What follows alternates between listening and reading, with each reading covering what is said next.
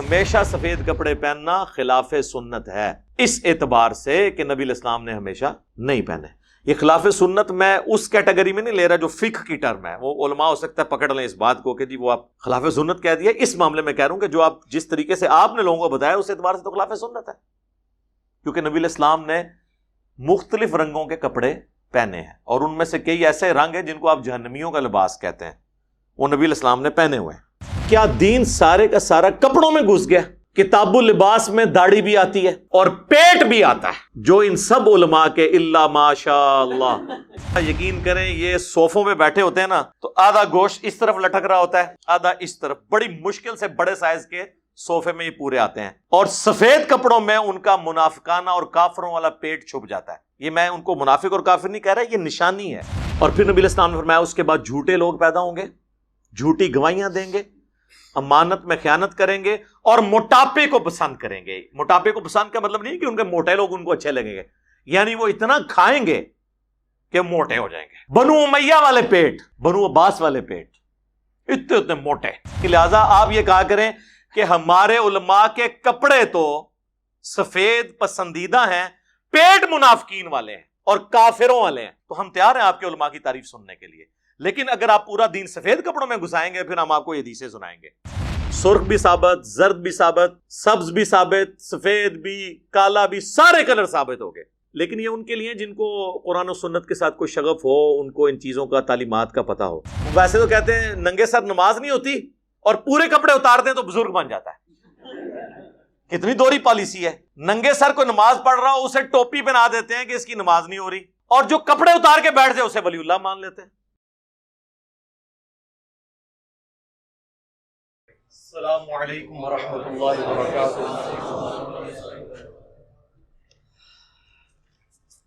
لا حول ولا قوة الا باللہ، حسبنا اللہ ونعم الوکیل، یا حی یا قیوم برحمتک استغیث۔ آپ کو پتا ہے کہ سب کانٹیننٹ کے اندر جو علماء نے اور فرقوں کے بزرگوں نے صدیوں سے دھوکے دیے میں نا، ان میں سے ایک بڑا دھوکہ جو ہے وہ گیٹ اپ کا فتنہ ہے۔ گیٹ اپ کا فتنہ کہ بندہ نظر کس قسم کا آ رہا ہے، یعنی کپڑے خوبصورت پہنے ہوئے ہوں، چہرہ نورانی ہو، پگڑی ہو، کرتا پہنا ہوا ہو، شلوار ٹخنوں سے اوپر ہو، تسبیح بھی استعمال کرتا ہو، اور دین بے شک وہ شیطان والا بتائے تو وہ 24 کیرٹ سونا ہے عوام الناس کی نظر میں۔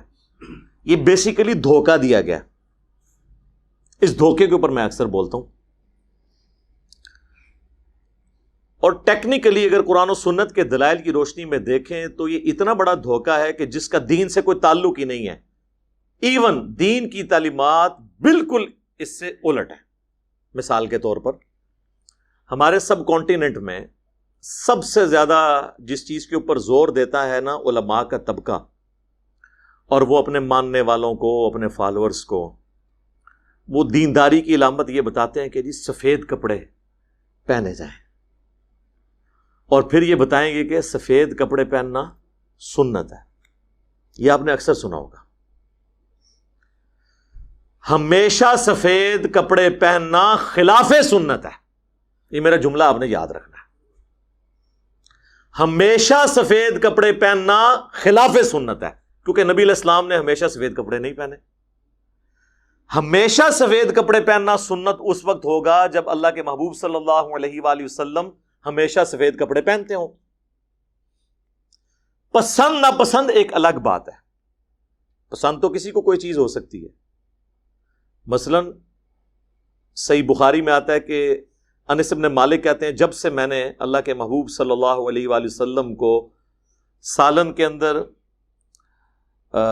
کدو کہ جو تراشے ہیں ان کو تلاش کر کے کھاتے ہوئے دیکھا ہے نا تو میں کدو سے محبت رکھتا ہوں۔ لیکن اس کا اگر کوئی یہ رزلٹ نکال دے کہ وہ اپنے گھر روزانہ کدو پکانا شروع کر دے اور اسے عقیدت کا نام دے تو ہم اس سے پوچھیں گے کہ کیا اللہ کے محبوب صلی اللہ علیہ وآلہ وسلم پوری زندگی روزانہ کدو ہی کھاتے تھے؟ نہیں۔ بخاری اور مسلم دونوں میں جو حدیث شفاعت ہے لمبی، جس میں قیامت والے دن انبیاء کرام علیہ السلام کے پاس جو انسانیت پہلے حضرت آدم کے پاس جائے گی، پھر نوح علیہ السلام، پھر موسیٰ علیہ السلام، اینڈ پہ عیسیٰ علیہ السلام سے ہوتی ہوئی ہمارے محبوب صلی اللہ علیہ وآلہ وسلم کے پاس، اور آپ کی دعا کی برکت سے شفاعت کا دروازہ کھلے گا۔ اس کا آغاز ہی یہاں سے ہوتا ہے کہ نبی صلی اللہ علیہ وآلہ وسلم بکری کا گوشت تناول فرما رہے تھے، اور اس میں بھی دست کا گوشت کھا رہے تھے، اور آپ کو یہ پسند تھا۔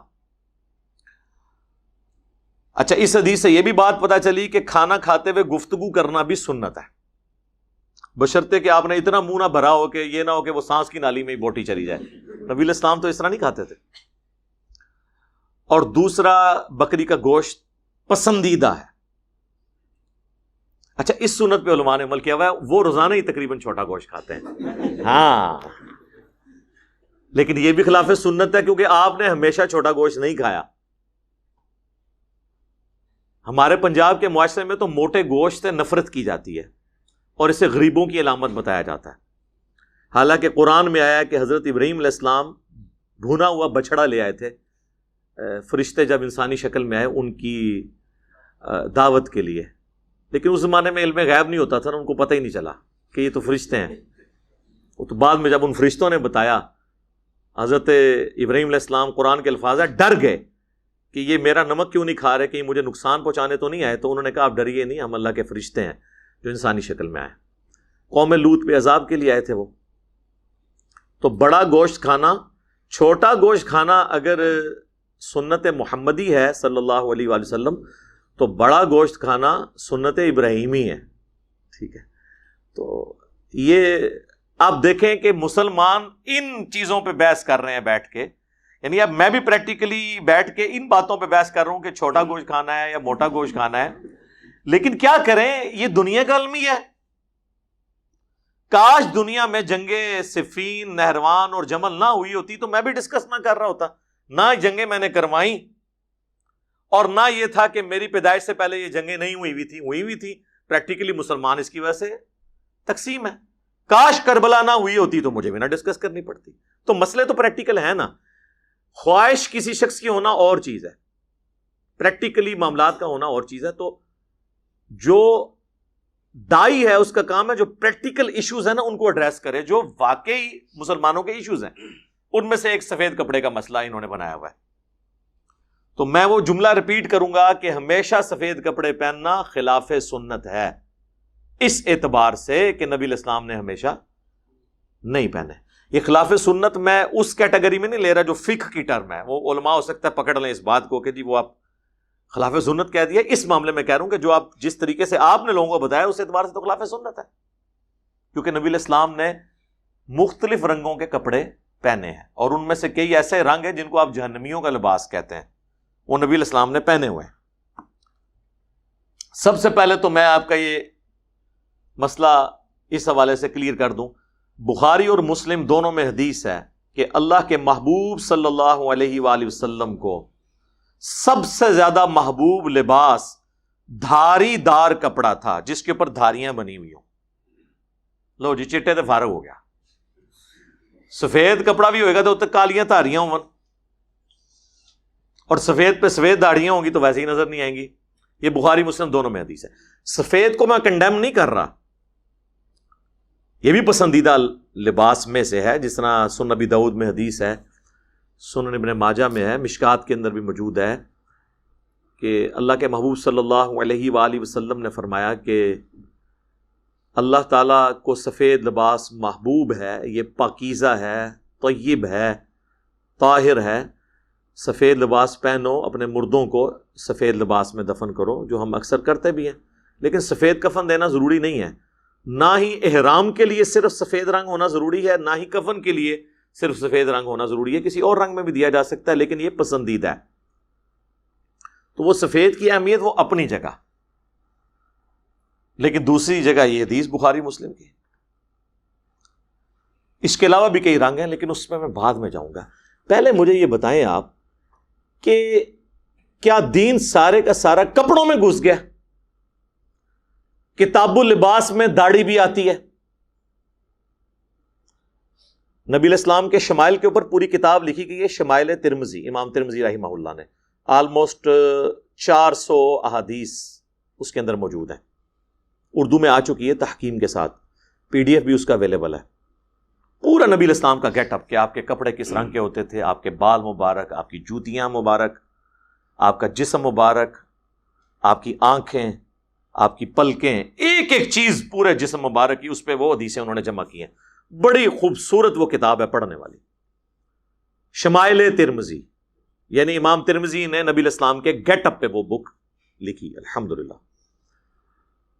تو کتاب اللباس کے اندر یہ ساری چیزیں آتی ہیں، اور پیٹ بھی آتا ہے،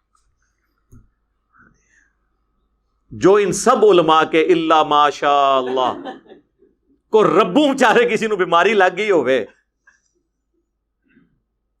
تو اس کا پیٹ کم ہوگا، ورنہ یقین کریں یہ صوفوں پہ بیٹھے ہوتے ہیں نا، تو آدھا گوشت اس طرف لٹک رہا ہوتا ہے، آدھا اس طرف، بڑی مشکل سے بڑے سائز کے صوفے میں یہ پورے آتے ہیں، اور سفید کپڑوں میں ان کا منافقانہ اور کافروں والا پیٹ چھپ جاتا ہے. یہ میں ان کو منافق اور کافر نہیں کہہ رہا، یہ نشانی ہے. سورہ محمد صلی اللہ علیہ وآلہ وسلم، جسے سورہ قتال بھی کہتے ہیں، اس میں اللہ تعالیٰ نے کافروں اور منافقین کے بارے میں فرمایا ہے کہ کافر اور منافق اس طرح کھانے پہ ٹوٹ پڑتے ہیں جس طرح جانور، حالانکہ خود یہ جہنم کی آگ کا ایندھن بنیں گے. یعنی زیادہ کھانے کو اللہ تعالیٰ نے قرآن میں کہا ہے یہ جانوروں کی عادت ہے، اور انسانوں کو جانور کا ہے جو ضرورت سے زیادہ کھاتے ہیں. آپ کوئی کہتے ہیں نا جی میں کھاندہ تھے نا جہاں وہاں پر کوئی ربو ہی موٹا ہو گیا، جھوٹ بولتا ہے، ایسا نہیں ہوتا، وہ کوئی لاکھوں میں ایک ہوتا ہے. آپ ان کو کھاتے ہوئے دیکھ لیں، ہو سکتا ہے اتنا کھاتے ہوں اتنی دفعہ.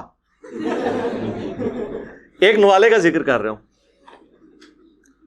تو قرآن میں کیا ہے، کافر ہیں جو زیادہ کھاتے ہیں. اور اس سے بھی بڑھ کر سورۃ المنافقون کے اندر اللہ تعالیٰ نے فرمایا اے نبی تم منافقین کے جسموں کو دیکھو، تم تعجب میں پڑ جاؤ گے، اتنے بھٹے کٹے اور یہ موٹے ہوتے ہیں، کیونکہ ان کا مقصد کیا ہے، کھانا پینا. مسلمان تو سمارٹ ہوتا ہے. بخاری اور مسلم دونوں میں حدیث ہے کہ سب سے بہتر زمانہ میرا، پھر صحابہ، پھر تابعین، اور پھر راوی کہتا ہے میں بھول گیا شاید تبع تابعین کا بھی حضور نے ذکر کیا تھا، یعنی جنہوں نے مجھے دیکھا اور جنہوں نے ان کو دیکھا، اور اس طریقے سے. اور پھر نبی الاسلام نے فرمایا اس کے بعد جھوٹے لوگ پیدا ہوں گے، جھوٹی گواہیاں دیں گے، امانت میں خیانت کریں گے، اور موٹاپے کو پسند کریں گے. موٹاپے کو پسند کا مطلب نہیں کہ ان کے موٹے لوگ ان کو اچھے لگیں گے، یعنی وہ اتنا کھائیں گے کہ موٹے ہو جائیں گے، موٹاپے کو پسند کریں گے. بنو امیہ والے پیٹ، بنو عباس والے پیٹ، اتنے اتنے موٹے، وہ کیوں؟ کھانے کی وجہ سے. تو کتاب اللباس میں صرف سفید کپڑے ہی آتے ہیں، پیٹ نہیں آتا. پیٹ تو آپ کا سنت کے مطابق نہیں، لہذا آپ یہ کہا کریں کہ ہمارے علماء کے کپڑے تو سفید پسندیدہ ہیں، پیٹ منافقین والے ہیں اور کافروں والے ہیں. تو ہم تیار ہیں آپ کے علماء کی تعریف سننے کے لیے، لیکن اگر آپ پورا دین سفید کپڑوں میں گھسائیں گے پھر ہم آپ کو یہ حدیثیں سنائیں گے. سنیں پھر ایک اور حدیث، بخاری اور مسلم دونوں میں حدیث ہے. اللہ کے محبوب صلی اللہ علیہ وآلہ وسلم کے بارے میں حضرت برا بن عازب کہتے ہیں کہ میں نے اللہ کے نبی صلی اللہ علیہ وآلہ وسلم سے زیادہ خوبصورت شخص سرخ کپڑوں میں کوئی نہیں دیکھا. کن کپڑوں میں؟ سرخ کپڑوں. اچھا، مولوی کو اتنے پسو پڑے کہ آپ ترجمہ کرتے ہوئے ان کو بریکٹ میں دیکھیں گے، انہوں نے لکھا ہوا ہے دھاریاں تھیں اس پہ سرخ، کونوں ہی بات تھا، حالانکہ دھاری کا لفظ دھاری والی حدیثیں لادہ سے ہیں. سرخ کپڑوں میں میں نے نبی علیہ السلام سے زیادہ خوبصورت کوئی شخص نہیں دیکھا. آپ کے بال مبارک کان کی لو تک تھے، آپ کا جو شانے تھے یہ چوڑے تھے. اور اس کو ایک سپورٹیو حدیث ہے جامعہ ترمذی کے اندر، اس کی صحت کے اندر اختلاف ہے، مشکات کے اندر بھی ہے، لیکن وہ اس کو سپورٹیو ہے کہ اس میں ایک صحابی کہتے ہیں کہ میں نے ایک چاندنی رات نبی علیہ السلام کو سرخ کپڑوں میں دیکھا. میں ایک دفعہ حضور کے چہرے کی طرف دیکھتا تھا اور ایک دفعہ چاند کی طرف. میرے نزدیک حضور صلی اللہ علیہ وآلہ وسلم چاند سے زیادہ خوبصورت ہے. سرخ کپڑے، سرخ سنت ہو گئے تو باقی تو ختم ہی ہو گیا نا. وہ جعلی روایتیں ہیں سرخ کپڑوں کے بارے میں. ترمذی کے اندر ضعیف روایت کہ نبی علیہ السلام نے ایک بندے کے سلام کا جواب نہیں دیا، اس نے سرخ کپڑے پہنے ہوئے تھے. کوئی بھی اصول محدثین پہ ایک روایت نہیں جس میں سرخ رنگ کی ممانعت آئی ہو مرد و عورت کے لیے. اچھا، کیٹاگوریکلی آپ سن لیں کہ تمام رنگوں کے کپڑے پہننا مرد و عورت مسلمان کے لیے سنت ہے، جس مرضی رنگ کے پہنے آپ. سرخ آپ نے سن لیا. اب سنن ابی داؤد اور جامعہ ترمذی میں موجود ہے کہ نبی صلی اللہ علیہ وآلہ وسلم نے 2 سبز چادریں لباس کے طور پر استعمال فرمائیں، ایک تامت کی سبز چادر اور ایک اوپر، جس طرح آپ احرام باندھتے ہیں، کیونکہ آپ کا عمومی لباس یہی تھا. جب آپ کرتا یا جبہ نہیں پہنتے تو اوپر چادر لیتے تھے. دونوں سبز چادریں، اور یہاں پہ سبز رنگ ایک فرقے کی علامت بنا دیا گیا، اور اس کے بکس میں آ کے باقیوں نے کہا سبز رنگ تو ثابت ہی نہیں ہے جی. تو ابو داؤد ترمذی انہوں نے نہیں پڑھی ہوئی تھی کہ نبی علیہ السلام نے تو پورے کے پورے کپڑے بھی سبز پہنے ہیں، تو پگڑی بھی اگر کوئی باندھ لیتا ہے تو کیا حرج ہے اس کے اندر؟ پگڑی تو تھوڑی چیز ہو گئی نا. جب آپ نے تہمد سبز رنگ کی پہن لی، اوپر چادر، یعنی آج کے دور میں آپ کہہ لیں کہ شلوار اور پاجامہ بھی سبز اور کرتا بھی سبز، پیچھے کیا رہ گیا؟ تو سبز رنگ بھی سنت ہے. اور کالا لباس جسے انہوں نے کہا جہنمیوں کا، وہ نبی علیہ السلام کا پسندیدہ لباس تھا.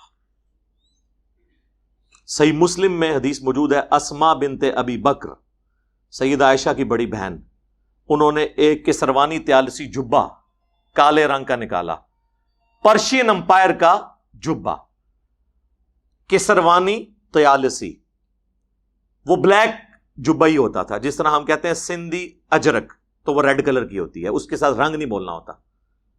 اور انہوں نے کہا کہ یہ نبی علیہ السلام پہنتے تھے، اور اس کے اوپر یعنی باقاعدہ کڑھائی ہوئی تھی، گوٹ لگی ہوئی تھی دامن کے اوپر بھی اور اس جگہ پہ بھی. اور یہ نبی علیہ السلام کی وفات کے بعد سیدہ عائشہ کے پاس تھا، اور پھر ان کے بعد یہ میں نے لے لیا. اسما بنت ابی بکر کہتی ہیں، چونکہ یہ بڑی بہن تھی ان کی، یہ بعد میں فوت ہوئی ہیں، عبداللہ ابن زبیر کی والدہ، اور وہ کہتی ہیں کہ نبی علیہ السلام اسے پہنتے تھے اور ہم اس کا دھون مریضوں کو شفا کے طور پر پلاتے ہیں. یعنی نبی علیہ السلام کے تبرکات کی برکت، یہ آپ کے تبرکات کو تو ہم مانتے ہیں بشرطے کہ وہ ثابت ہوں.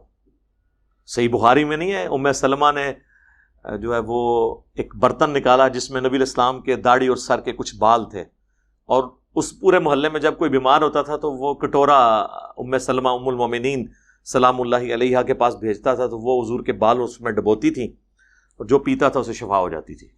الحمدللہ یہ صحیح بخاری کے اندر موجود ہے. تو کالا جبہ پہننا نبی علیہ السلام سے ثابت ہوا. پھر صحیح مسلم میں ہے کہ اما عائشہ کہتی ہیں سلام اللہ علیہا کہ نبی علیہ السلام نے ایک دفعہ کالے رنگ کی منقش چادر اوڑی ہوئی تھی جس پہ اونٹ کے کجاووں کی شکل کی تصویریں بنی ہوئی تھی، یا آج کل آپ کہہ لیں جس طرح چیک کا پرنٹ ہوتا ہے، ڈبے بنے ہوئے تھے چھوٹے چھوٹے، ہنڈیا کی شکل کے، اونٹ کے کجاوے کی شکل کے، کالے رنگ کی چادر. اتنے میں حسن ابن علی آئے تو نبی علیہ السلام نے اپنی اس کالی چادر کے نیچے انہیں لیا. اس میں نہ تو انہوں نے بنائی ہوئی ہے کالی کملی والے، اور ویسے کہتے ہیں جی کالا لباس جہنمیوں کا ہے. تو خانہ کعبے کے اوپر کون سا لباس چڑھا ہوا ہے نبی علیہ السلام کے مبارک زمانے سے آج تک؟ کالا. صحیح بخاری میں مسلم میں موجود ہے، حضور کے زمانے میں بھی غلاف کعبہ چڑھتا تھا. اچھا، پھر حسین ابن علی آئے، ان کو بھی حضور نے اپنی چادر کے نیچے لیا. پھر سیدہ فاطمہ آئی، پھر سیدنا علی. یہ جو حدیث قصہ چادر والی حدیث، پانچ تن پاک والی. اور اما عائشہ یہ منظر دیکھ رہی ہیں، اما عائشہ کے سامنے یہ سب کچھ ہو رہا ہے کہ حضور نے اپنی اس چادر کے نیچے ان چاروں کو ساتھ لیا، اور پھر قرآن کی آیت سورہ الاحزاب کی آیت نمبر 33 تلاوت کی، انما یرید اللہ لیذھب عنکم الرجس اہل البیت ویطہرکم تطہیرا. اے نبی کے گھر والوں، اللہ تعالیٰ چاہتا ہے تم سے ہر طرح کی ناپاکی دور کر دے اور تمہیں خوب صاف ستھرا کر دے. تو اس میں حضور کی چادر بھی کالی ثابت ہوگی. آج کل یہ جب سے طالبان کی فتح ہوئی ہے تو آپ کو وہ پھر حدیثیں سنانے شروع کر دیے ہیں، خراسان سے کالے جھنڈے، خراسان سے کالے جھنڈے، خراسان سے کالے جھنڈے. کالے جھنڈے کیوں؟ وہ تو رافضیوں کے ہیں. ویسے طالبان نے اپنا جھنڈا سفید رکھا ہوا ہے، فی الحال سفید ہے، کالا ہو جائے گا انشاءاللہ جدو ماں مہدی آن گے، لیکن وہ تو پتہ ہو سکتا ہے کوئی اور طالبان ہو، کوئی علمی کتابی طالبان ہو. ہاں انشاءاللہ تعالی تبدیلی آ رہی ہے. افغانستان میں بھی بہت تبدیلی ہے. آج ایک بھائی بھی آئے ہوئے افغانستان سے. کون سے جی؟ آپ ہیں؟ دیکھیں نا جی. تو افغانستان تک بھی بات اللہ کے فضل سے پہنچی ہوئی ہے الحمدللہ.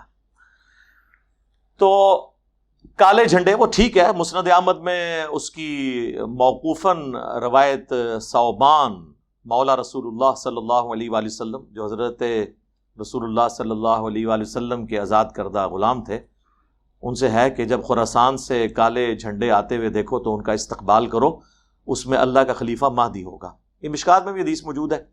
اس کی مرفوع روایت جو ہے وہ ضعیف ہے، لیکن اس کی موقوفاً روایتیں صحیح سند سے موجود ہیں دلائل النبوہ کے اندر اور کتابوں کے اندر۔ تو کالا جھنڈا بھی نبی علیہ السلام سے ثابت ہو گیا، کالا لباس آپ دیکھ لیں، چادر بھی، غلاف کعبہ بھی، آپ کا جبہ مبارک بھی، یہ تو کالا رنگ ہو گیا۔ آندہ کوئی نہ کہ جی کالا رنگ جو ہے وہ جہنمیوں والا ہے۔ اور کالی پگڑی، صحیح مسلم میں حدیث ہے، نبی علیہ السلام فتح مکہ کے موقع پر جب خانہ کعبہ شریف میں فاتح کی حیثیت سے داخل ہوئے تو آپ کے سر مبارک پہ کالی پگڑی تھی۔ سفید پگڑی بھی سنت ہے۔ المستدرک للحاکم میں موجود ہے، عبد الرحمن بن عوف کہتے ہیں کہ میں نے کالی پگڑی پہنی ہوئی تھی تو حضور نے میری کالی پگڑی کھول دی اور اس کی جگہ مجھے سفید پگڑی پہنائی، یعنی امن کی علامت کے طور پہ نا، گڈ جیسچر دینے کے لیے پہلے کافروں کو کہ وہ اطاعت اختیار کریں۔ شیعہ نے اس سے اپنا مطلب نکال لیا، انہوں نے کہا جی کالی پگڑی صرف سید باندھیں گے اور سفید جو ہے وہ دوسرے باندھیں گے۔ اسی لیے آپ دیکھتے ہیں کہ جو نان سید شیعہ علماء ہیں نا، وہ بےچارے جرت نہیں کرتے کالی پگڑی پہننے کے، یہ خود سے انہوں نے ایک بدعت دین کے اندر بنا لی ہوئی ہے۔ امین شہیدی صاحب سید نہیں ہے نا، وہ آپ کو کالی پگڑی میں کبھی نہیں نظر آئیں گے اللہ کے فضل سے، ہمیشہ سفید پگڑی پہن لیں گے۔ ہاں جواد نقوی صاحب کالی بھی پہن لیں گے، سفید بھی پہن لیں گے کہ وہ سید ہیں، تو یہ خود سے انہوں نے رزلٹ نکالا، بھائی سنت ہے سارے پہنے۔ بال عبد الرحمن بن عوف کہتے ہیں کہ آپ نے سفید پگڑی مجھے اپنے مبارک ہاتھوں سے باندھی، اس میں آپ نے شملہ بھی چھوڑا اور ایک چپے کے برابر آپ نے شملہ چھوڑا اور فرمایا کہ یوں پگڑی باندھا کرو، خوبصورت لگتی ہے۔ تو شملہ جسے صدل بھی کہتے ہیں، یہ لٹکانا بھی پگڑی میں سنت مبارکہ ہے۔ تو سفید پگڑی بھی ثابت ہو گئی، سرخ رنگ بھی بتا دیا۔ وہ کہتے ہیں جی زرد رنگ جو ہے نا یہ کافروں کا لباس ہے، وہ بخاری مسلم میں حدیث ہے، نبی علیہ السلام فرمایا کہ یہ کافروں کا لباس ہے زرد۔ بھئی وہ حدیث منسوخ ہے۔ آپ علم حدیث سے واقفیت رکھتے ہو تو اس قسم کے کئی اعمال ہیں جو منسوخ ہو چکے ہیں، اس کی ناسخ احادیث موجود ہیں۔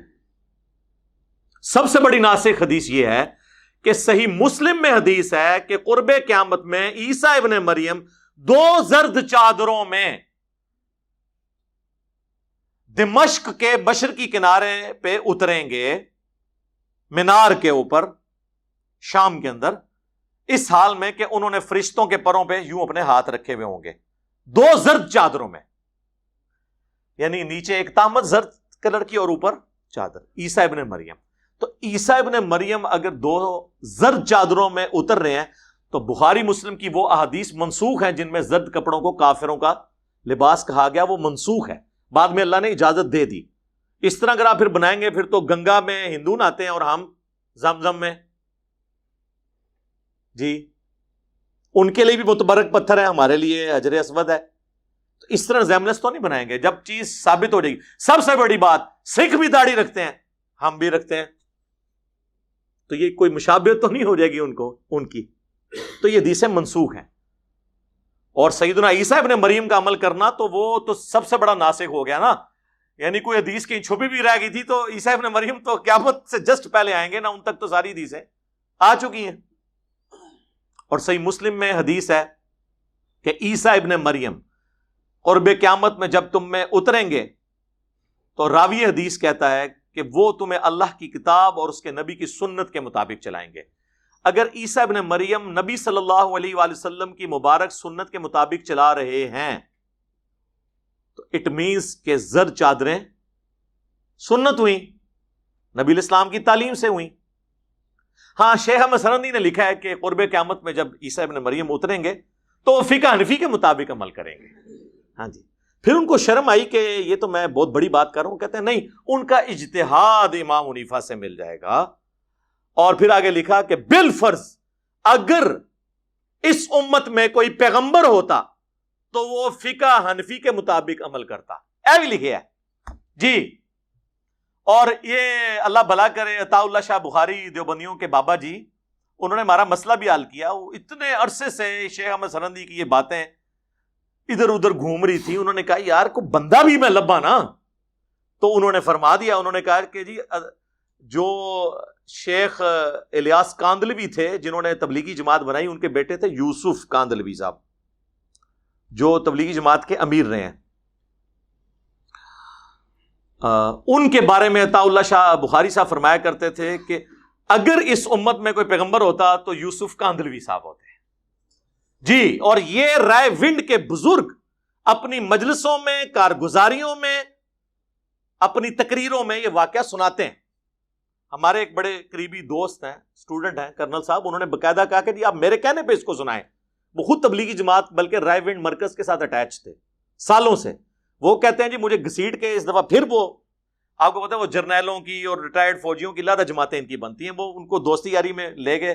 مجھے پوچھا چلا جاؤں, میں نے کہا جی جائیں, آپ جتنا ان کے پاس جائیں گے باقی لوگوں کے پاس آپ کو اتنا ہی یقین آئے گا کہ سچ جو ہے وہ اللہ کے فضل سے اس پلیٹ فارم سے بیان ہو رہا ہے. تو وہ وہاں پہ گئے اور وہاں پہ وہ رائے ونڈ سے بزرگ آئے تھے, انہوں نے یہ بات بیان کر دی. وہ کہتے ہیں میں وہاں سے بڑا مجھے غصہ آیا, میں باہر جب نکلا تو پھر میں نے ان بعد میں کیا, میں نے کہا تو وہ ٹھیک ہونا چاہیے تھا. کہتے ہیں جی آپ یہ بیان کریں کہ انہوں نے میرے سامنے یہ بات کی ہے کہ اگر اس امت میں کوئی پیغمبر ہوتا تو یوسف کاندلوی صاحب ہوتے ہیں. تو میں نے کہا ٹھیک ہے, جب بابوں نے ایک بڑا چسکا لگایا بوتل کھول کے کہ حضرت عیسیٰ ابن مریم حنفی ہوں گے اور اس امت میں کوئی پیغمبر ہوتا تو حنفی ہوتا, تو چھوٹوں کا بھی تو حق ہے نا کہ وہ آگے پھر اس مشن کو, نامکمل مشن کی تکمیل کرتے ہوئے آگے بندے کا بھی نام دسن نا. لیکن ابھی یہ مسئلہ خراب ہو گیا ہے کہ وہ اگر امت میں پیغمبر ہوتا تو حنفی دیوبندی ہوتا یا حنفی بریلوی ہوتا.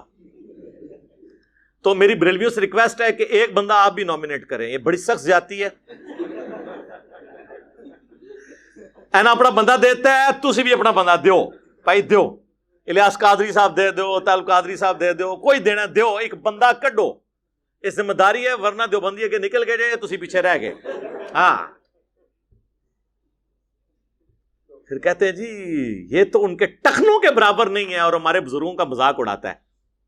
وہ کراچی کے مفتی صاحب کہتے ہیں ٹخنوں کے برابر نہیں. اتنے بڑے عالم جن کی حرمین کے ائمہ ان کا احترام کرتے ہیں, ان کے استقبال میں کھڑے ہو جاتے ہیں, اس کا ایک انجینئر مذاق اڑا رہے ہو اتنے بڑے عالم کا. ہماری اوقات کیا تم ان کے ٹخنے کے برابر نہیں ہو.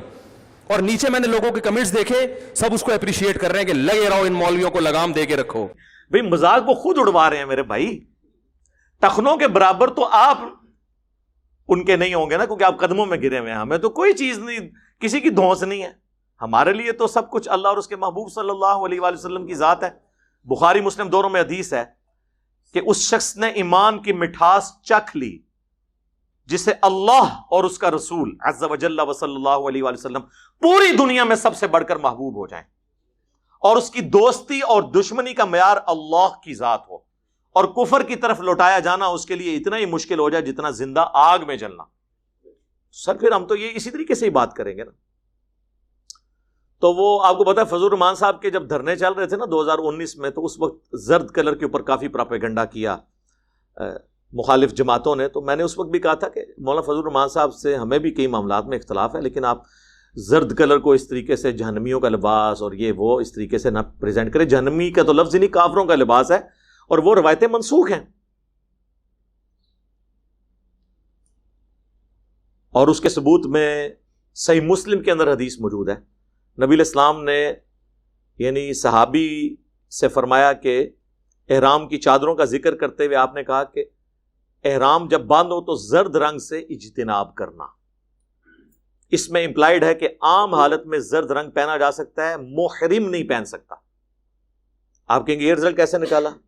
وہ اس لیے نکالا کہ صحیح بخاری میں حدیث ہے کہ محرم موزے پہننے سے, چہرہ ڈھانپنے سے, ٹوپیاں پہننے سے اور پگڑی پہننے سے اجتناب کرے. تو اس کا کیا مطلب ہوا کہ عام حالت میں یہ ساری چیزیں سنت ہیں, جائز ہے. ٹوپی بھی, پگڑی بھی, موزے بھی, چہرے پہ کپڑا ڈالنا بھی. اور اس سے بھی واضح حدیث صحیح مسلم کے اندر موجود ہے, صحیح بخاری کے اندر. عبداللہ بن عمر کو ایک شخص آ کے کہتا ہے میں نے آپ کو 4 ایسے کام کرتے ہوئے دیکھا ہے جو میں نے کسی اور کو نہیں دیکھا. ان میں سے ایک کام یہ ہے کہ آپ اپنی داڑھی کو زرد رنگ سے رنگتے ہیں. حتیٰ کہ آپ کے کپڑے بھی زرد ہو جاتے ہیں. تو انہوں نے کہا یہ اس لیے میں کرتا ہوں کہ حضور صلی اللہ علیہ وآلہ وسلم کو زرد رنگ اتنا محبوب تھا کہ آپ اگر کبھی کبھار اپنی داڑھی کو رنگتے زرد رنگ سے تو آپ کے کپڑوں پہ بھی وہ رنگ لگ جایا کرتا تھا. تو میں اس دن سے اتنا محبوب رکھتا ہوں کہ میں بھی یہ کرتا ہوں. اور اسی کی ایکسپلینیشن سنن نبی داؤد میں عبداللہ بن عمر کی حدیث آگے چلتی ہے. اس میں تو الفاظ ہیں کہ نبی علیہ السلام اپنی داڑھی کو، کپڑوں کو اور پگڑی کو بھی زرد رنگ سے رنگتے تھے. تو لہذا زرد رنگ کی پگڑی پہننا بھی سنت ہے. عمل تو سارے کر رہے ہیں سر. یہ مولانا فضل الرحمان صاحب نے تو چلے زرد پہنی ہوئی ہے، الیاس قادری صاحب زرد نہیں پہن رہے. امام کعبہ نے جو گون پہنا ہوتا ہے وہ زعفرانی اور زرد کلر کا نہیں ہوتا. اہل حدیث بھی پہن رہے ہیں. شیعہ کے آپ جواد نقوی صاحب کو دیکھ لیں، انہوں نے بھی وہ امام کعبہ والا کبھی گون پہنا ہوتا ہے، وہ زعفرانی اور زرد کلر کا ہے. تو یہ کلر بھی کپڑوں میں سنت. سرخ بھی ثابت، زرد بھی ثابت، سبز بھی ثابت، سفید بھی، کالا بھی، سارے کلر ثابت ہو گئے. لیکن یہ ان کے لیے جن کو قرآن و سنت کے ساتھ کوئی شغف ہو، ان کو ان چیزوں کا، تعلیمات کا پتہ ہو. لیکن اس میں ایک اور چیز بھی یاد رکھیے گا کہ یہ بات درست ہے، سنن نبی داؤد میں حدیث ہے، جس نے جس قوم سے مشابہت کی وہ ان میں سے قیامت کے دن اٹھایا جائے گا. لیکن یہ مذہبی مشابہت ہے، اور وہ مذہبی مشابہت جو ان کی نشانی ہو اور ہماری مشروع نہ ہو. اب اگر کوئی کہے کہ جی اگر کوئی داڑھی رکھے گا تو سکھوں کے ساتھ اٹھایا جائے گا، نہیں، داڑھی تو سنت ہے. زرد کلر کی پگڑی پہننا تو سنت ہے. لہٰذا اب اگر کوئی کہ جی ہندو بھی زرد کلر کی وہ تہمد اور اوپر چادر لیتے ہیں تو یہ مماثلت ہوگی، یہ مماثلت نہیں ہوئی. ورنہ تو آپ گنگا اور زمزم کی بھی بنانا شروع کر دیں گے، حجر اسود کی اور ان کے پتھروں کی بھی بنانا شروع کر دیں گے، وہ نہیں. اور یہ بھی حدیث صحیح ہے سنن نبی داؤد میں کہ آپ صلی اللہ علیہ وآلہ وسلم نے فرمایا جس نے دنیا میں شہرت کا لباس پہنا، قیامت والے دن اللہ تعالیٰ اسے ذلت کا لباس پہنائے گا. وَلِعَوْذُ بِاللَّهِ تعالیٰ.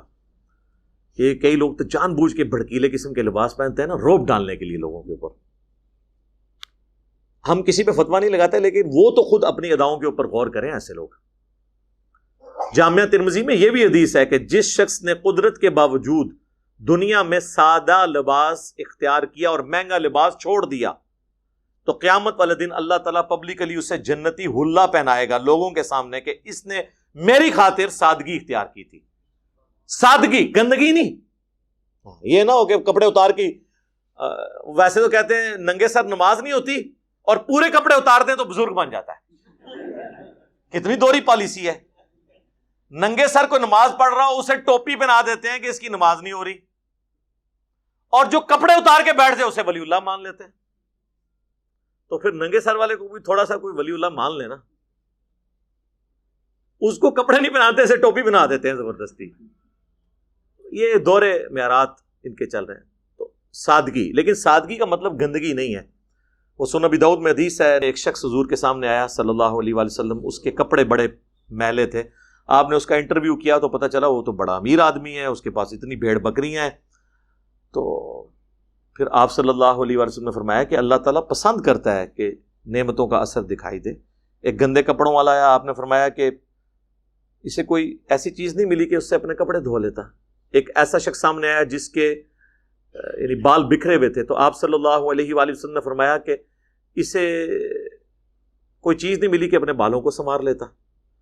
یعنی سادگی کا مطلب گندگی نہیں ہے. ہمارے ملکوں کے اندر سادگی کا مطلب لوگ گندگی لے لیتے ہیں اور وہ اس کو پھر کبھی مجذوب کہہ دیتے ہیں، کبھی قلندر کہہ دیتے ہیں، اور کہتے ہیں یہ پہنچے ہوئے ہیں. کدھر پہنچے ہوئے ہیں؟ لگ جائے گا پتہ انشاءاللہ تعالیٰ کہ کدھر پہنچے ہیں. تو یہ چند ایک باتیں میں نے اس حوالے سے عرض کر دی. میں نے کہا یہ بھی ایک ادھار ہے. لوگ اکثر بات کرتے رہتے ہیں کہ جی آپ سفید کپڑوں کے حوالے سے، تو یہ سفید کپڑوں کے اوپر تو صرف انہوں نے اپنے موٹے پیٹوں کو چھپانے کے لیے نہ ایک لبادہ اوڑا ہوا ہے سفید کپڑوں والا. میں سفید کپڑوں سے کوئی نفرت نہیں پیدا کر رہا، میں کہہ رہا ہوں کہ آپ لوگوں کو پوری بات بتائیں کہ ہمیشہ سفید کپڑے پہننا خلاف سنت ہے. مختلف رنگوں کے کپڑے پہننا سنت ہے، اور اس میں کسی بھی رنگ کی کوئی ممانعت نہیں ہے. صلاۃ بر محمد وآل محمد، اللہم صلی علی محمد وعلی آل محمد واصحاب محمد صلی اللہ علیہ وسلم.